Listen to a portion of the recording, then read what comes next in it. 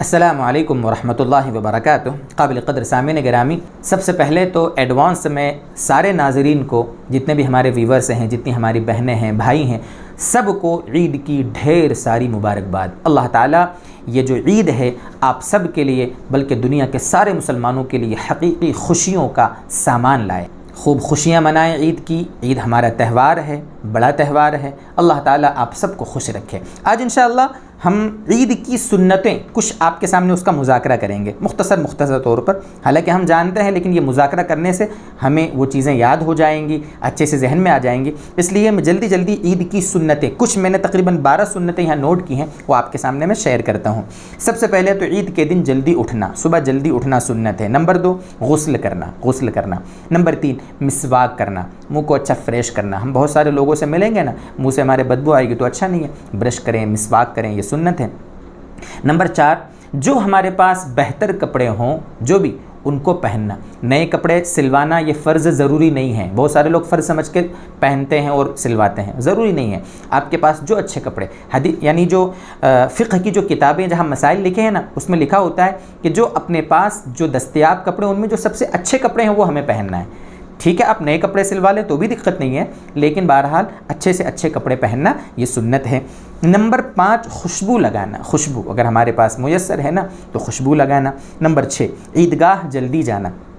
بہت سارے ہمارے ایمان والے بھائی ہیں جن کی لیٹ اٹھنے کی عادت ہوتی ہے نا، عید کے دن بھی عید کی نماز بھی چھوڑ دیتے ہیں، ایسے بھی بندے اللہ کے موجود ہیں۔ بھائی کوشش کریں جلدی اٹھیں اور عیدگاہ جلدی جائیں، یہ سنت ہے۔ اور نمبر 7 عیدگاہ جانے سے پہلے میٹھی چیز کھانا، میٹھی چیز، جیسے ہمارے نبی صلی اللہ علیہ وسلم کا معمول تھا، آپ کھجور نوش فرماتے تھے عید سے پہلے، اس لیے کوئی میٹھی چیز جو بھی ہو آپ ناشتہ کریں، آپ سیویاں کھا لیں، آپ فینی کھا لیں، جو بھی میٹھی چیز ہو وہ کھا کر عیدگاہ جائیں۔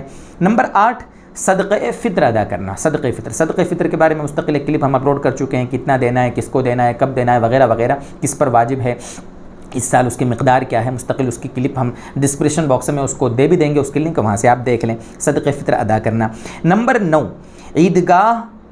عیدگاہ میں یا کسی کھلے میدان میں عید کی نماز پڑھنا۔ اگر کوئی عذر نہیں ہے نا تو سنت یہی ہے، بلکہ کتابوں میں اس کو سنت موقدہ لکھا ہے دوستو، اس لیے بہت سارے لوگوں نے ماحول بنا دیا ہے کہ محلوں کے اندر عید کی نماز پڑھ لیتے ہیں۔ ہاں کوئی مجبوری ہے تو الگ مسائل ہوتے ہیں، لیکن عیدگاہ جا کر، کسی کھلے میدان میں جا کر عید کی نماز پڑھنے کی ہمیں عادت بنانا چاہیے، چاہے وہ عید الفطر ہو یا عید الاضحیٰ ہو۔ نمبر 10 ہے ایک راستے سے جانا دوسرے راستے سے آنا۔ عید کی نماز پڑھنے کے لیے جب جائیں، یہ حدیث پاک سے ثابت ہے، ایک راستے سے جانا دوسرے راستے سے آنا۔ اور نمبر 11 راستے میں تکبیر تشریق پڑھنا۔ عید الفطر جب ہونا تو یہ جو تکبیر اللہ اکبر لا الہ الا اللہ واللہ اکبر وللہ الحمد، اس کو آہستہ آواز میں پڑھنا یہ سنت ہے۔ ہاں عید الاضحیٰ میں تھوڑا بلند آواز سے اس کو پڑھنا سنت ہے راستے میں جاتے ہوئے، ٹھیک ہے۔ اور نمبر 12 پیدل جانا۔